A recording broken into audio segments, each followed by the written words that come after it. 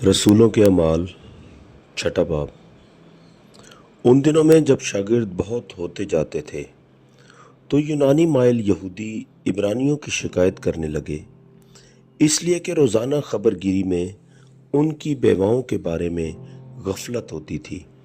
और उन 12 ने शागिर्दों की जमायत को अपने पास बुलाकर कहा, मुनासिब नहीं कि हम खुदा के कलाम को छोड़कर खाने पीने का इंतज़ाम करें।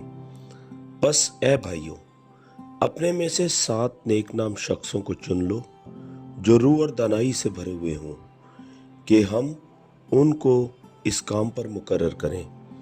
लेकिन हम तो दुआ में और कलाम की खिदमत में मशगूल रहेंगे। ये बात सारी जमायत को पसंद आई। बस उन्होंने स्तिफनस नाम एक शख्स को, जो ईमान और रूह कुदस से भरा हुआ था, और फिलिप्पिस और पुरखुर्स और निकानूर और तेमून और परमनास को और निकलाउस को, जो नोमरीद यहूदी इंताकी था, चुन लिया और उन्हें रसूलों के आगे खड़ा किया। उन्होंने दुआ करके उन पर हाथ रखे और खुदा का कलाम फैलता रहा, और यरूशलेम में शागिर्दों का शुमार बहुत ही बढ़ता गया और कायनों की बड़ी गिरोह इस दीन के तहत में हो गई।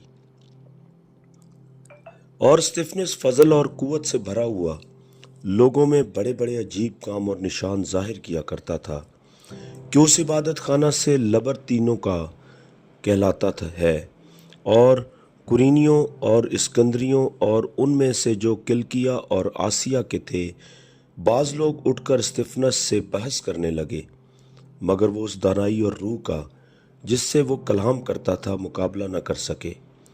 इस पर उन्होंने बाज आदमियों को सिखाकर कहलवा दिया कि हमने इसको मूसा और खुदा के बरखिलाफ कुफर की बातें करते सुना।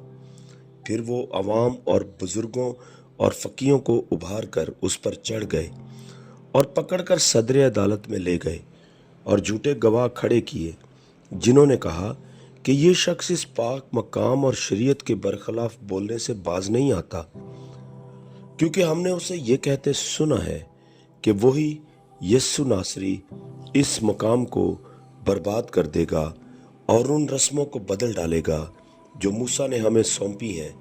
और उन सब ने जो अदालत में बैठे थे उस पर गौर से नज़र की तो देखा कि उसका चेहरा फरिश्ते का सा है।